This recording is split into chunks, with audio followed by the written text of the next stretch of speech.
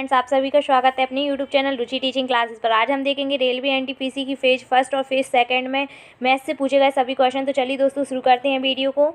आपका क्वेश्चन है कि 4 तथा 25 का मध्य समानुपाती क्या होगा। दोस्तों हम जानते हैं कि मध्य समानुपाती हम कैसे निकालते हैं, जैसे कि 4 अनुपात x समानुपात x अनुपात 25, ये हमारा मध्य समानुपाती निकाला जाता है इस तरीके से। तो हम यहाँ क्या करेंगे, 4/x बराबर x/25। यहाँ पर हम क्रॉस मल्टीप्लाई करेंगे तो x का x से हो जाएगा, तो दोस्तों क्या जाएगा x²। वहीं यदि हम 4 का 25 से गुणा कर दें तो 25 चौको 100 हो जाएगा। तो यहाँ पर x बराबर हम जानते हैं कि 100 किसका वर्गमूल होता है, 10 का वर्गमूल होता है। तो यहाँ पर हमारा मध्य समानुपाती अर्थात x का मान 10 आ जाएगा। तो इस प्रकार दोस्तों इसका सही आंसर ऑप्शन नंबर सी 10 हो जाएगा। तो चलिए दोस्तों देखते हैं नेक्स्ट क्वेश्चन।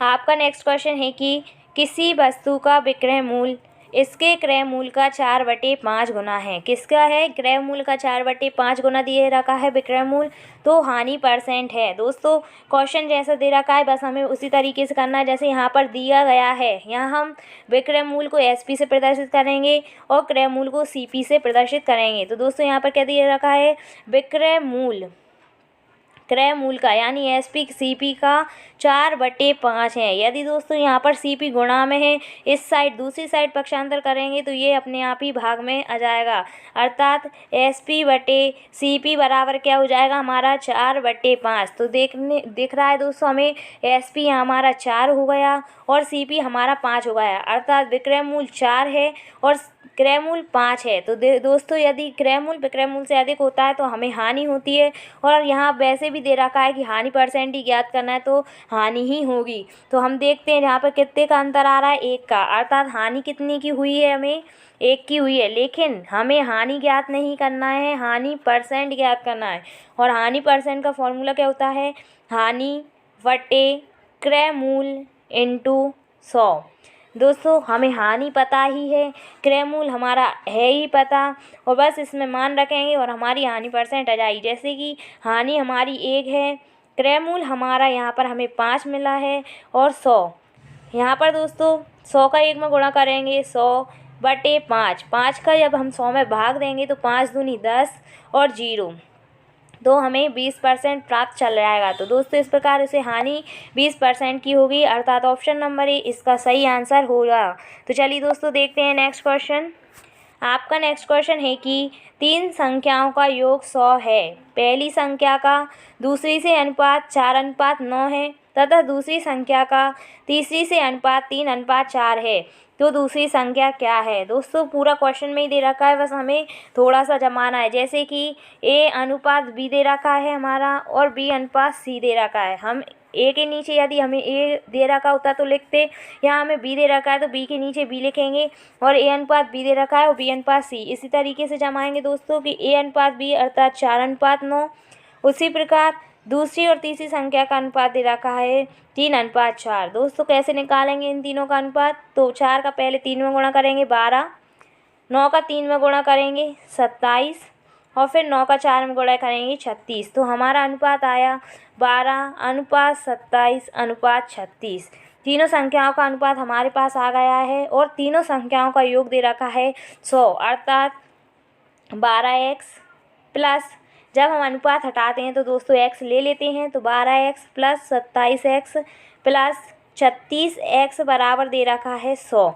दोस्तों इन तीनों को जोड़ेंगे 12 और 27, हमारा कितना हो जाएगा देखेंगे, 7 और 2 9 39 और 36, यहाँ दोनों को जोड़ेंगे तो 39 आ जाएगा, और 39 में यदि हम 36 को जोड़ देंगे तो 75x बराबर हमारा 100 आ जाएगा। यहाँ से हम x का मान निकालेंगे, कैसे निकालेंगे, x बराबर काट देंगे, x 75 को नीचे ले जाएंगे 100 के, तो 100/75 हो जाएगा, और हम जानते हैं कि ये 25 से कट जाएगा, 25 चौको 100, 25 3 75, यानी हमारा x का मान 4/3 आ जाएगा। दोस्तों कुछ भी नहीं करना है, हमारा अनुपात तीनों का आया था 12:27:36, और हमें दूसरी संख्या निकालना है अर्थात 27x का मान निकालना है। तो हमें x की जगह क्या करेंगे, 4/3 रखेंगे। दूसरी संख्या हमारी 27x थी, x का मान हमें 4/3 प्राप्त हो ही गया था। यहाँ पर x का मान रखेंगे 27 × 4/3, 3 से काटेंगे, 3 नाम 27 और 9 का 4 में गुणा करेंगे, 9 चौको 36,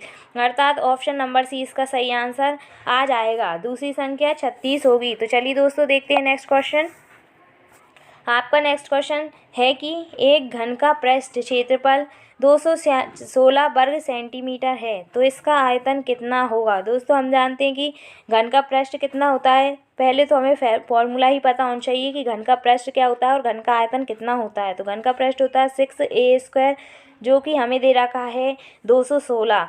यहाँ पर हम a² के गुणा में 6 है, इस साइड लाएंगे तो ये भाग में चला जाएगा, अर्थात 216/6। इसे काटेंगे, 6 3 18 छकना 36, a² का मान 36 आया। 36 हम जानते हैं कि 6 का वर्गमूल होता है, तो हमें a का मान क्या आ गया, 6 पता चल गया। आयतन क्या होता है दोस्तों, घन का आयतन होता है a³ और a का मान हमारे पास है 6, अर्थात 6 का 3 बार गुणा करेंगे तो हमें आयतन प्राप्त हो जाएगा। तो 6 का 3 बार गुणा करेंगे, छकनक 36 छक्के 216, तो इस प्रकार इसका आयतन सही हो जाएगा 216। इसमें कुछ भी नहीं था दोस्तों, बस फॉर्मूला याद होना चाहिए, आंसर थोड़े में ही आ जाएगा।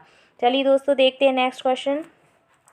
आपका नेक्स्ट क्वेश्चन है कि 10 मीटर लंबे, 5 मीटर चौड़े तथा 6 मीटर ऊंचे कमरे में रखे जा सकने वाले बांस की अधिक से अधिक लंबाई क्या होगी।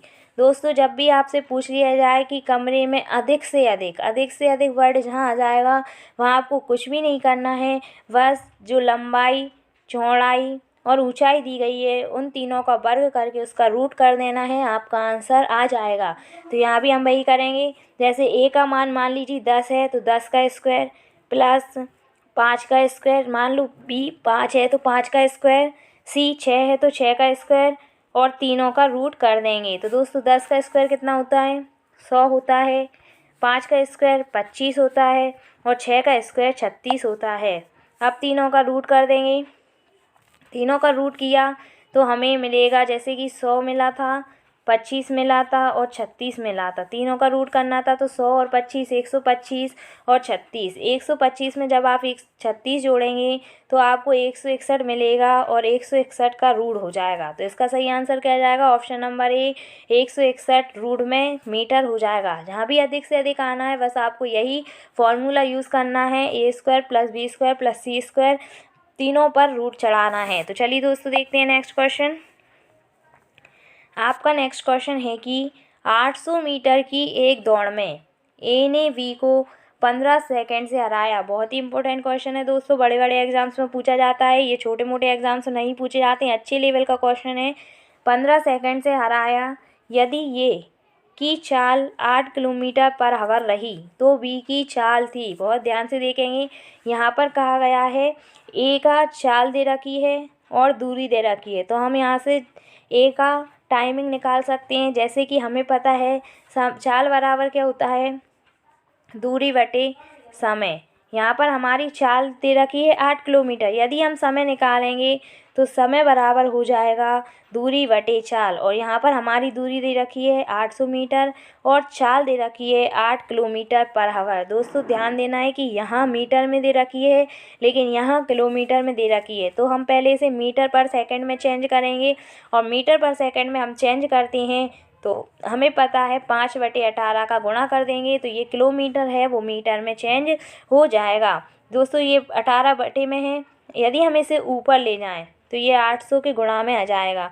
तो दोस्तों कैसा हो जाएगा, 800 गुणित 18/5 × 8। हम इसे काटेंगे, 800 से में 8 का भाग देंगे तो 100 आ जाएगा, वहीं 5 का भाग 200 में देंगे तो 5 दूनी 10 20, अर्थात ये आ जाएगा। और इसका कितना आ जाएगा, 18 और 20 का दोनों का गुणा करेंगे तो 20 और 18 गुणा करेंगे तो 18 दूनी 36 और 1 0, तो ए का टाइम कितना आ गया 360 सेकंड। लेकिन हमें ए का टाइम नहीं चाहिए, बी की चाल चाहिए।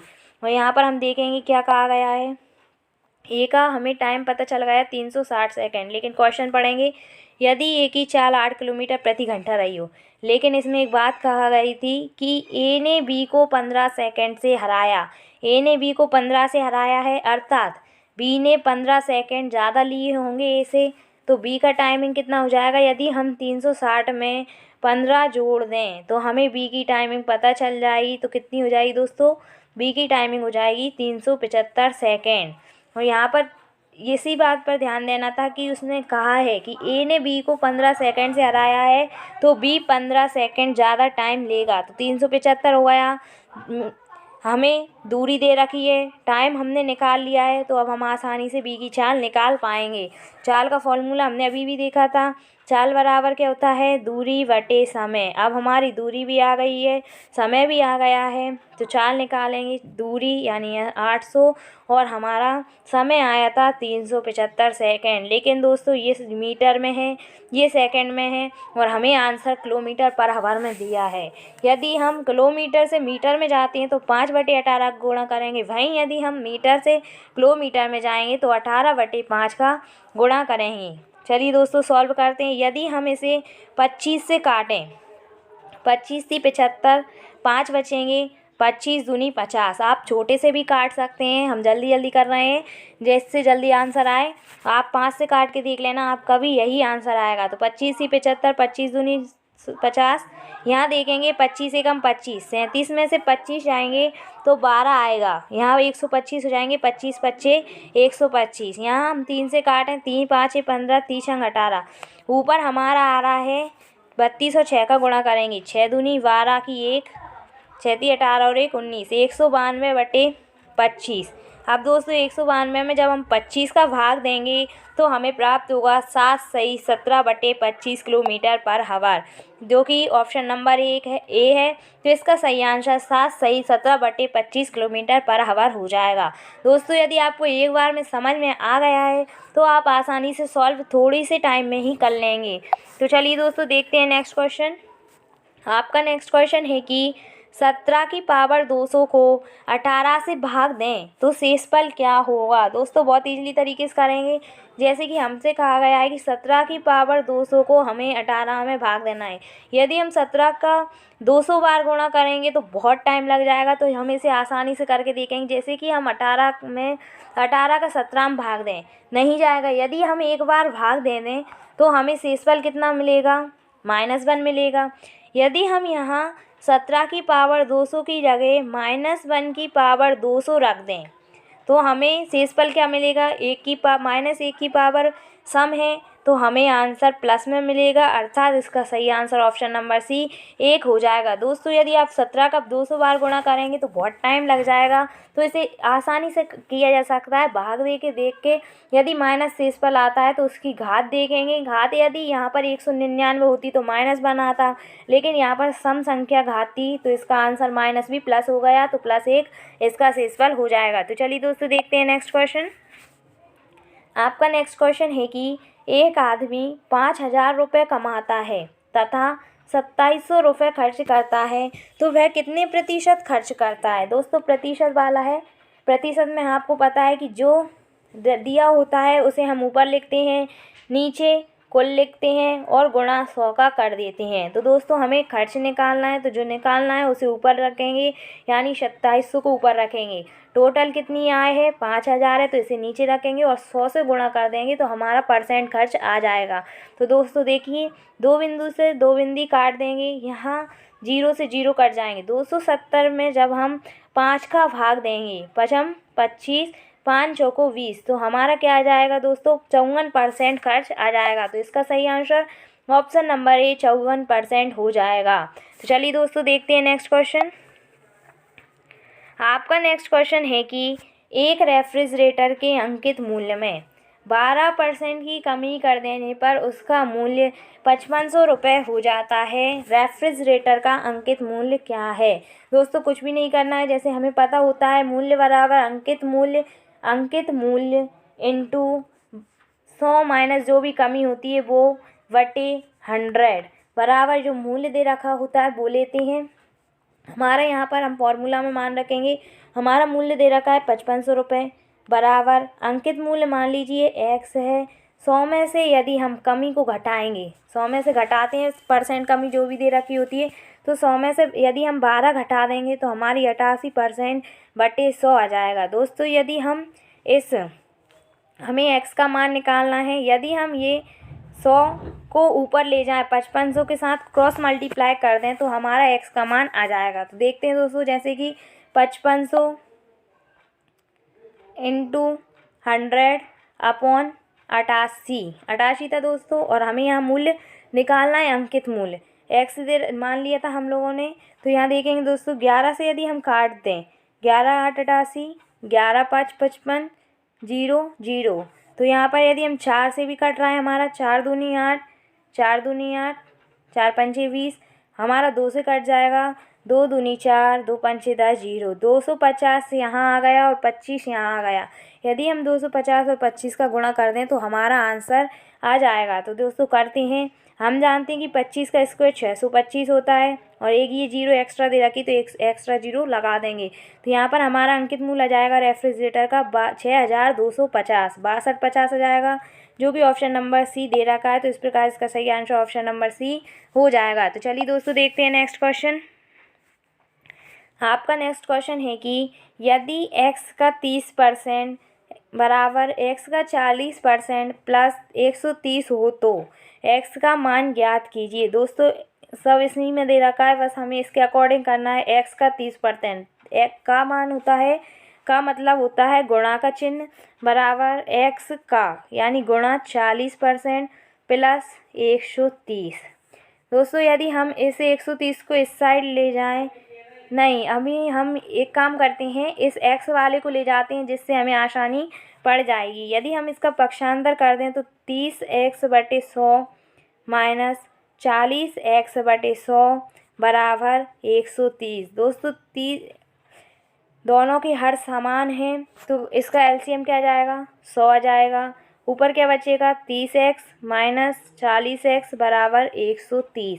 यदि हम 30 में से 40 घटाएंगे तो हमारा माइनस का 10x बचेगा, नीचे 100 आएगा और ऊपर 130 बच जाएगा। यहाँ एक बिंदी से एक बिंदी कट जाएगी और x का मान जब हम निकालेंगे तो माइनस का 1300 आंसर आ जाएगा। तो यहाँ पर हमें x का मान ही ज्ञात करना है, जो कि माइनस 1300 आ गया है। तो इस प्रकार इसका सही answer option number A minus 1300 हो जाएगा। तो चलिए दोस्तों देखते हैं नेक्स्ट क्वेश्चन। आपका नेक्स्ट क्वेश्चन है कि यदि 3 पुरुष या 4 स्त्रियां एक काम को 16 दिन में संपन्न कर सकती हैं तो 12 पुरुष और 8 स्त्रियां मिलकर उस काम को कितने दिन में कर लेंगी। दोस्तों देखना है, इसी में दे रखा है सब कुछ, जैसे कि 3 पुरुष और 6 स्त्रियां या दे रखा है दोस्तों, तो 3 मैन या 6 वुमेन, अर्थात एक मैन कितने बराबर हो गया, 2 वुमेन के बराबर हो गया। एक काम को 16 दिन में संपन्न कर सकती हैं, अर्थात हम मैन से लेके काम करें, 3 मैन एक काम को 16 दिन में कर रहे हैं, वहीं 12 मैन और यानी और का मतलब होता है प्लस 8 वुमेन कितने दिन में करेंगी। दोस्तों हम देख चुके हैं कि एक मैन का मान 2 वुमेन के बराबर है। यदि हम एक मैन की जगह 2 वुमेन रख दें तो 3 इंटू 2 वुमेन बराबर 12 इंटू 2 वुमेन प्लस 8 W, और यहाँ हमें x से गुणा करेंगे क्योंकि हमें ज्ञात करना है कि कितने दिन में कर लेंगे। तो यहाँ पर दोस्तों देखेंगे 3 दूनी 6 W बराबर, यहाँ पर हमारा 16 चल ही रहा था तो 16 यहाँ पर भी चलता रहेगा। 6 W इंटू 16 बराबर 12 दूनी 24 और 8 कितने होते हैं दोस्तों, 32 W इंटू x। यहाँ पर हम देखेंगे कि 16 यहाँ पर हमें मिल गया है, 16 दिन थे, यहाँ पर हमारी 6 स्त्रियां हो गई थी।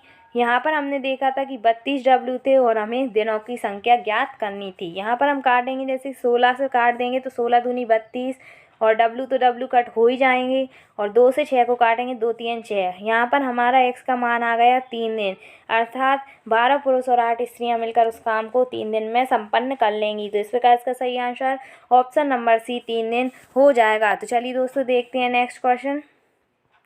आपका नेक्स्ट क्वेश्चन है कि वह मूलधन बताइए जिसका 3 वर्षों की अवधि के लिए 10% वार्षिक की दर पर चक्रवर्ती और साधारण ब्याज का अंतर 31 होगा। दोस्तों बहुत ही सरल फॉर्मूले से हम बताएंगे, इसे ऐसे करते हैं, P इंटू R/100 की पावर N 300 प्लस R/100। ये जब चक्रवर्ती और साधारण ब्याज का 3 वर्ष का अंतर दे रखा होता है तब ये फॉर्मूला का यूज़ हम करते हैं और हमें आसानी से आंसर प्राप्त हो जाता है। जैसे कि पी हमें ज्ञात करना है, आर का मान हमारा 10 दे रखा है बटे 100, एन हमारा 3 दे ही रखा है 300 प्लस आर का मान हमारा 10 है बटे 100 और 3 वर्ष का चक्रवर्ती और साधारण ब्याज का अंतर हमारा दे रखा है 31। दोस्तों कुछ नहीं करना है, यहाँ पर देखेंगे यदि हम एक बिंदी से एक बिंदी काट दें तो हमारा मिलेगा P बटे 1000, क्योंकि 10 का 3 बार खोलेंगे 10 इंटू 10 इंटू 10 तो 1000 हो जाएगा।